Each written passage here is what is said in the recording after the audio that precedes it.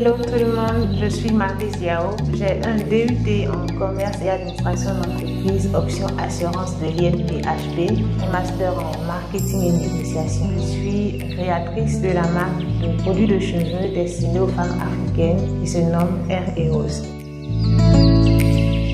Air & Rose, à la base, ce sont des produits que j'ai créés pour prendre soin de mes cheveux. J'ai décidé de faire cette marque-là par demande de certains amis autour, la famille. Je faisais déjà des petits pots que je leur donnais, soit de pommade de cheveux principalement. Et c'est de là que l'idée m'est venue de commercialiser ces produits-là que je faisais de façon traditionnelle et à la main. J'ai pensé à faire un nom qui était un mix du français et de l'anglais. Parce qu'à la base, c'est un produit qui est fait pour sauver le cheveu de la femme africaine parce qu'on n'a pas beaucoup de produits en supermarché qui nous aident vraiment à faire nos routines, à prendre soin de nos cheveux. Le nom français pour dire le héros des cheveux au féminin ne me plaisait pas. Héros au féminin, c'est héroïne. Héroïne, ça sonne le nom d'une drogue et j'ai jamais aimé ce thème-là pour désigner quelque chose de salvateur du côté féminin. La raison pour laquelle j'ai fait Air & Rose, mais c'est juste héros avec E à la fin.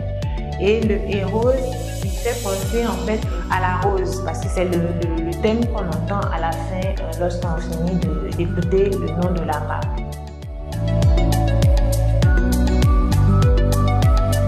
À la base, j'ai commencé Air & Rose à Abidjan, donc c'est que à Abidjan que je livrais. J'ai été vraiment très contente de prendre mon premier stock pour aller sur Yamoussoukro. Et là, ça a été vraiment un geste qui m'a boosté parce qu'aujourd'hui, je suis capable de dire que je ne livre pas seulement Abidjan, je livre également Yamoussoukro et d'autres villes de l'intérieur. Et ça, vraiment, c'est un grand pas pour moi. Mon premier Western Union que j'ai réussi pour avoir expédié, je crois, 3 kits sur la France. Et là, ça m'a fait, les produits vont hors des frontières, c'était trop intéressant.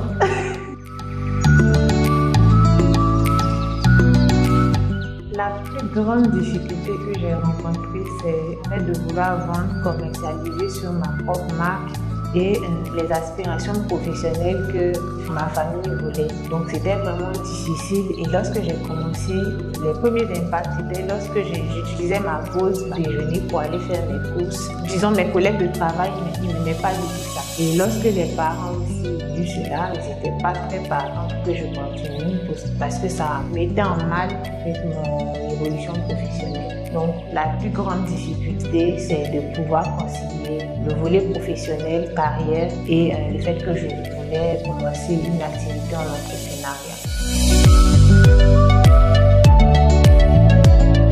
Pour moi, l'échec, c'est une occasion d'apprendre. C'est assez mal. Donc c'est un moment où il faut savoir se reprendre et plus se concentrer sur les erreurs qui ont été posées à cet instant-là où on a constaté cet échec-là afin de reprendre. Parce que si on laisse trop de temps durer, on ne va jamais tirer de leçons de l'échec qu'on a rencontré. Donc pour moi, l'échec c'est une occasion d'apprendre.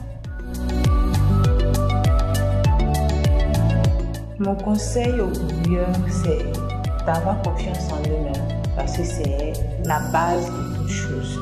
Et il faut savoir aussi que souvent on sera confronté dans le cheminement de coureurs à des personnes qui vont vous présenter peut-être votre idée de projet comme quelque chose de assez utopique, on ne peut pas faire, ça n'a pas de sens. Mais si vous avez confiance en vous, foi en votre idée, vous allez réussir.